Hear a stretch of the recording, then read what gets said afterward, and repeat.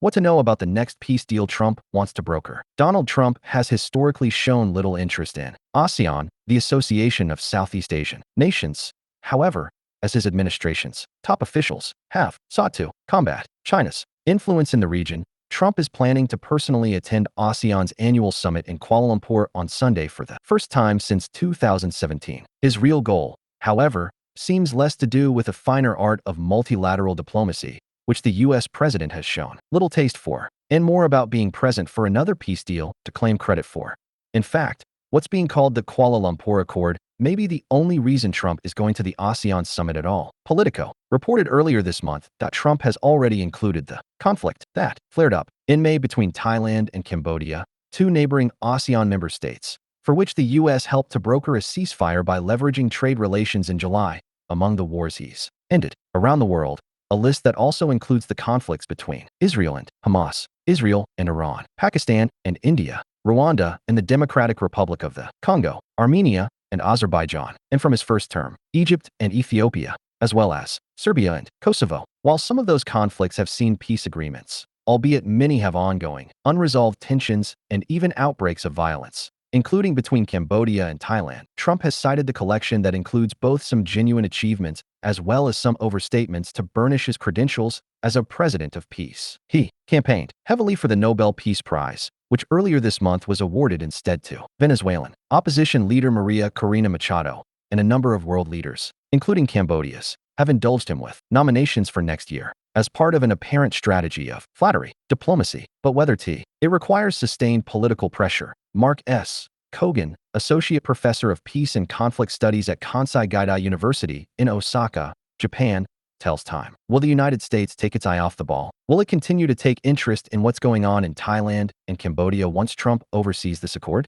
Or will he get distracted by something else? Do you think that the United States cares deeply about an unresolved, relatively minor, and I say that with lots of air quotes, dispute between Thailand and Cambodia?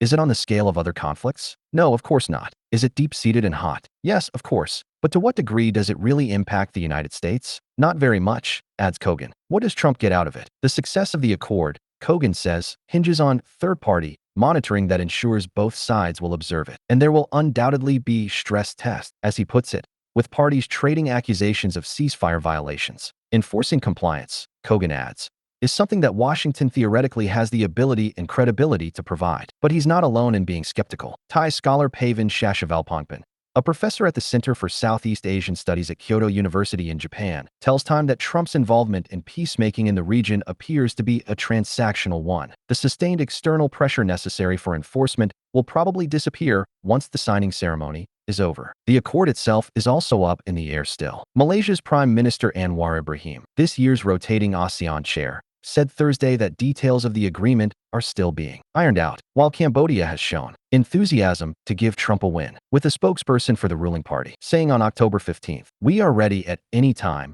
to sign a deal." Thailand's government, which recently came into power after the previous was ousted over handling of the conflict, has been more wary of being steamrolled in the process, welcoming the stability but wary of Trump potentially favoring the Cambodian side, says Pavan. Relatively new Thai Prime Minister Anyadin Charnvirakul said Sunday that his government will not let our country be taken advantage of by neighboring countries or any other nation. We have the duty to protect the national interest to the best of our ability. Trump may provide, says Pavan, the necessary leverage to push the deal across the finish line. But Pavan believes the agreement will likely succeed as a short to medium-term stabilization measure, but remain inherently fragile as a source of lasting peace. Even Cambodia, which wants a deal, has made clear the limitations of what it will agree to. Cambodian Prime Minister Hun Manet wrote on October 19th that the pact is about setting conditions and codes of conduct to create a favorable environment to end the conflict and restore relations between the two countries. But Hun Manet clarified that neither the initial July ceasefire nor the upcoming deal means that either party agrees to give up its legal right to control territory under its sovereignty. The deal's longevity is doubtful, Pavan says,